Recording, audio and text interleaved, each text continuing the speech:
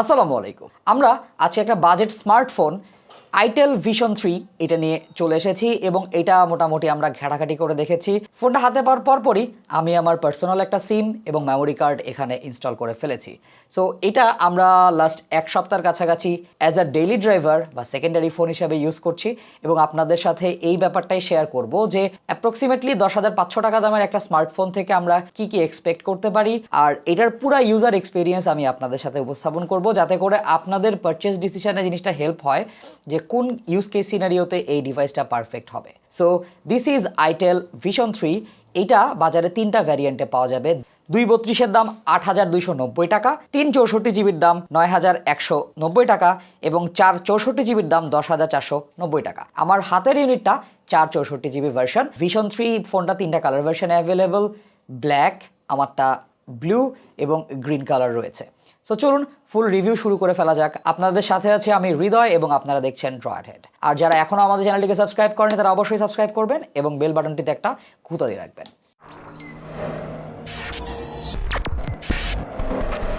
Thanks itel for sending us the review neat. ডিভাইসটা আমার কাছে একটা পিওর মিডিয়া কনজাম্পশন ডিভাইস বলে মনে হয়েছে। যেহেতু একদম বেস ভেরিয়েন্টের প্রাইস 8,300-400 টাকার মতো, আমার মনে হয় যে এই প্রাইস পয়েন্টে এই জিনিসটাকে বিট করা to some extent difficult. So আমরা প্রথমে আনবক্সিংয়ে চলে যাব। এর রেড কালারের বক্সের ভেতরে স্মার্টফোনটা অবভিয়াসলি রয়েছে।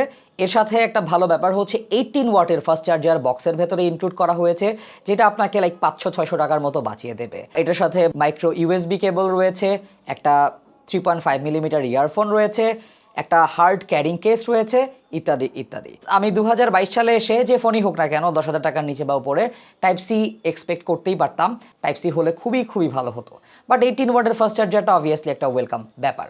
দেখতেই পাচ্ছেন এই ফোনটির ডিজাইন, আমাদের হাতের ব্লু কালারটা বেশ স্ট্রাইকিং ডিজাইন। পেছনের দিকের ক্যামেরা বাম্পের পাশ থেকে বা ওটা মনে হচ্ছে যে একটা লাইট সোর্স এবং ওখান থেকে লাইট রে বিভিন্ন দিকে বের হয়ে যাচ্ছে এবং এটা আলোর ঝলকানিতে খুব সুন্দর একটা প্যাটার্ন দেখায়। বিল্ড কোয়ালিটি পুরোটাই প্লাস্টিকের আর 6.6 ইঞ্চ ডিসপ্লে যেহেতু আছে, সো ফোনটা কিন্তু বেশ বড়। তবে দুপাশে হালকা করে কার্ভ করে দেওয়াতে এবং উপরে 2.5D গ্লাস থাকাতে মোটামুটি ভালো গ্রিপ করা যায়। তবে ক্যামেরা বাম্পের ডিজাইনটা দেখে যদি মনে হয় তিনটা ক্যামেরা রয়েছে, এখানে আসলে তিনটা ক্যামেরা নেই, এখানে মাত্র দুটো ক্যামেরা রয়েছে। নিচেরটা ডিজাইন এলিমেন্ট, তবে ক্যামেরা বাম্পটা মিনিমাম ছিল, টেবিলের উপর রাখলে ওয়াবল করে না।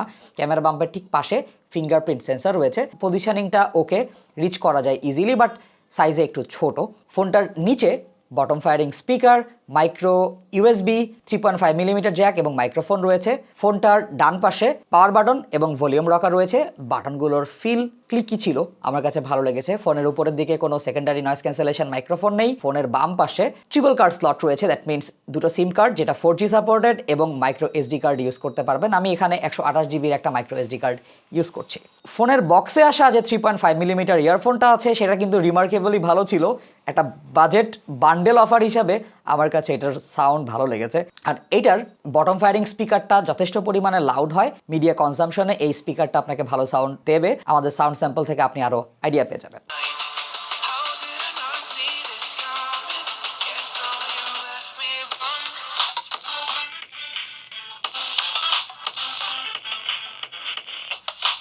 দেন ফিঙ্গারপ্রিন্ট সেন্সারে চলে আসি। ফিঙ্গারপ্রিন্ট সেন্সারটা একটু স্লোর দিকে পড়বে বলে মনে হয়। লাইক আমি যদি এরকম করে দেখাই,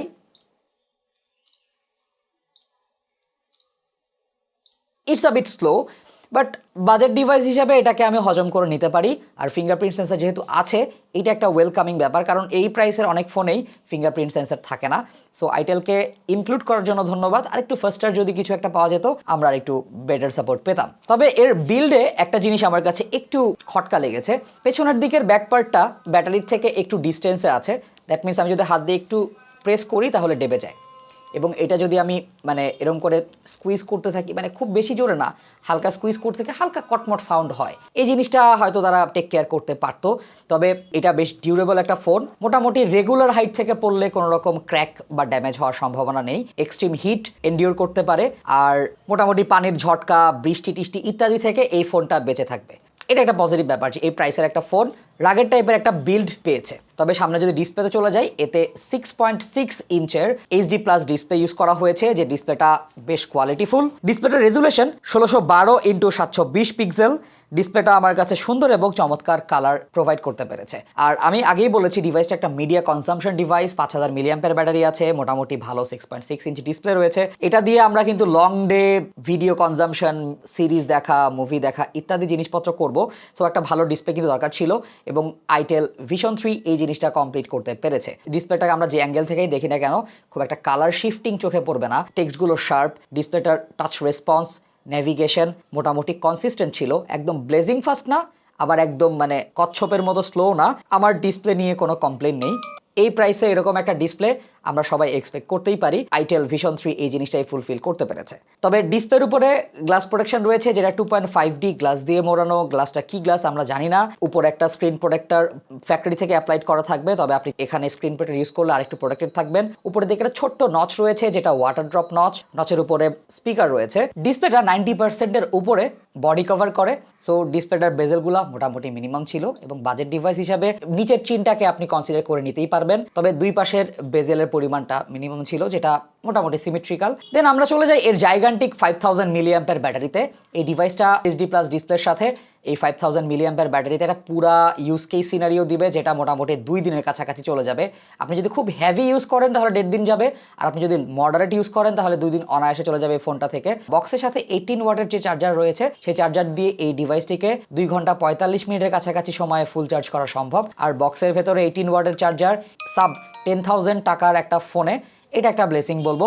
thank you itel for including that charger in the box. তবে মাইক্রো ইউএসবি কেবলটা আমার কাছে এই 2022 সালে এসে একটু লাইক ডাউনসাইড বলে মনে হয়। অল্প কিছু খরচ হয়, but please give us type C. এখানে সেফ চার্জ সাপোর্ট রয়েছে। ফোনটা যদি ফুল চার্জ হয়ে যায় বা 97-98% চার্জ হয়ে যায়, এটা অটোমেটিক চার্জ বন্ধ করে দেয়। ওভার দ্য নাইট যদি কেউ এটাকে চার্জ দিতে চান, তাহলে এটা মানে মোটামুটি অনেকদিন লাস্ট করবে, এবং আপনার ফোনকে এটা ভালো এক্সট্রা প্রোটেকশন দেবে। দেন আমরা চলে যাব এর ক্যামেরাতে। এর ব্যাক সাইডে দুটো ক্যামেরা ইউজ করা হয়েছে। মেইন সেন্সরটা 8 মেগাপিক্সেল, এবং তার সাথে একটা 0.08 মেগাপিক্সেলের অ্যাসিস্ট সেন্সর ইউজ করা হয়েছে, যেটা বেসিক্যালি পোর্ট্রেট মোডের ডেপথ ক্যালকুলেট করতে সাহায্য করে। তাছাড়াও এখানে অনেক জায়গাতে এআই সুপার ক্যামেরা ইত্যাদি কথাবার্তা লেখা রয়েছে। তবে এটা অবভিয়াসলি ক্যামেরা ফোন না। আর সাব 10,000 টাকা ফোন হিসাবে এটার camera performance was a mixed feeling for me. এটা থেকে আমার এক্সপেকটেশন আরেকটু বেটার ছিল। এটার অ্যাপারচার মনে হয় একটু কম, যার কারণে প্রচুর লাইট লাগে। মোটামুটি ব্রাইট ডে লাইটে, মোটামুটি ব্রাইট কন্ডিশনে যদি একটু স্টেবল হ্যান্ডে আপনি ছবি তোলেন, তাহলে এখান থেকে একটা স্যাটিসফাইং রেজাল্ট পাওয়া সম্ভব। সেখানে মোটামুটি ডিটেল ধরে রাখতে পারে, ডায়নামিক রেঞ্জ এভারেজ মানের ছিল। একটা সিনারিওতে কালার টালার মোটামুটি সুন্দর করে পপ আপ করতে পেরেছে। If you have a steady hand, যদি আপনার হাত একটু শেক করে যায়, সেক্ষেত্রে শার্পনেস চলে যায়, সেক্ষেত্রে ছবি হালকা ব্লার লাগে, এবং আমরা বেশ কিছু ছবিতে এরকম জিনিসপত্র দেখেছি। কিন্তু সবকিছু মিলিয়ে ছবি আমার কাছে স্মুথ বলে মনে হয়েছে। ডিটেলের একটু ঘাটতি পেয়েছি আমি। 10,000 টাকা প্রাইসে আরেকটু ইমপ্রুভমেন্ট আমি এক্সপেক্ট করছিলাম। তবে খেয়াল করেছি পোর্ট্রেট মোডে আবার এর এজ ডিটেকশন ভালো ছিল, মানুষকে ব্যাকগ্রাউন্ড থেকে বেশ ভালোভাবেই সেপারেট করতে পারে। আমাদের স্যাম্পল ছবিগুলো আপনাকে আরও বেটার আইডিয়া দেবে। পাশাপাশি এখানে আপনি ফুল এইচডি ভিডিও করতে পারবেন। ভিডিও কোয়ালিটি আমাদের টেস্ট থেকে আপনি পেয়ে যাবেন।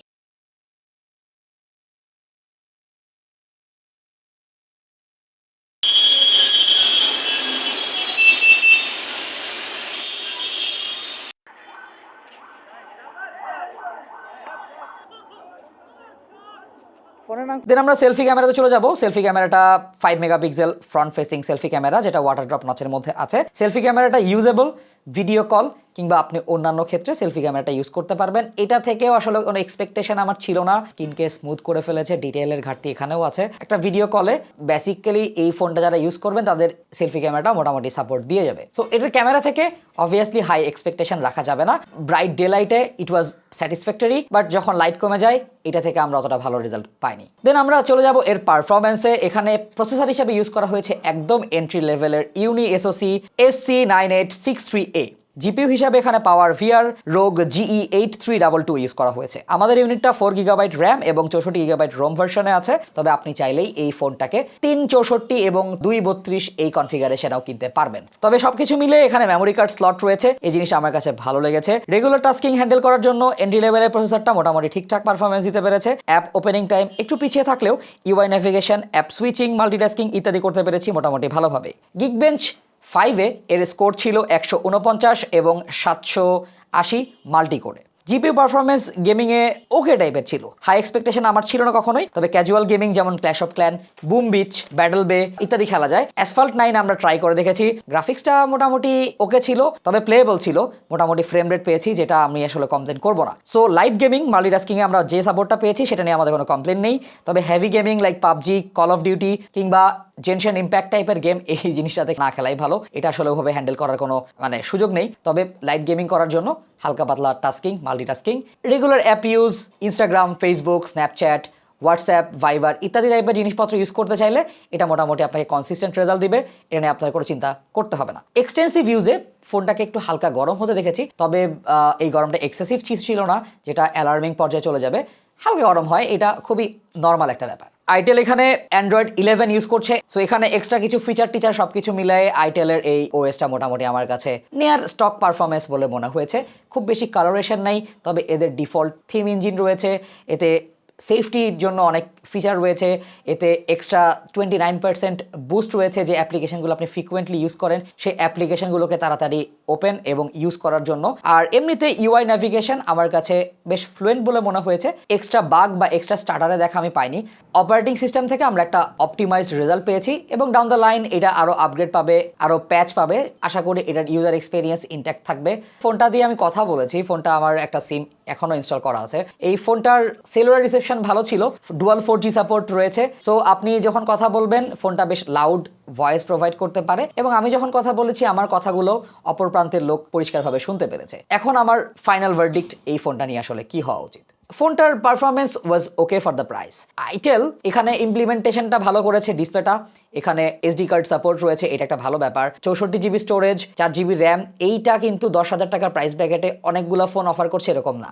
সবকিছু মিলিয়ে এটা আমার কাছে একটা মিডিয়া কনজাম্পশন ডিভাইস বলে মনে হয়েছে। 5000 মিলিঅ্যাম্পিয়ার ব্যাটারি, 18 ওয়াটের চার্জার এবং ফুল এইচডি প্লাস ডিসপ্লে মোটামুটি আপনাকে হোল্ড এক্সপিরিয়েন্স দিবে মিডিয়া কনজাম্পশনের ক্ষেত্রে। আপনি ভিডিও দেখেন, আপনি সিরিজ দেখেন, আপনি মুভি দেখেন, যে কোনো কিছু করেন, এটা থেকে আপনি সারাদিন ব্যাটারি ব্যাকআপ পেয়ে যাবেন। এই ফোনটা আসলে যাদেরকে টার্গেট করে বানানো তারা কিন্তু খুব বেশি গেম খেলবেন এরকম ব্যাপারটা না, তারা লাইট গেম খেলবেন কিংবা ইন্টারনেট চালাবেন, ইউটিউবে ভিডিও দেখবেন ইত্যাদি ইত্যাদি।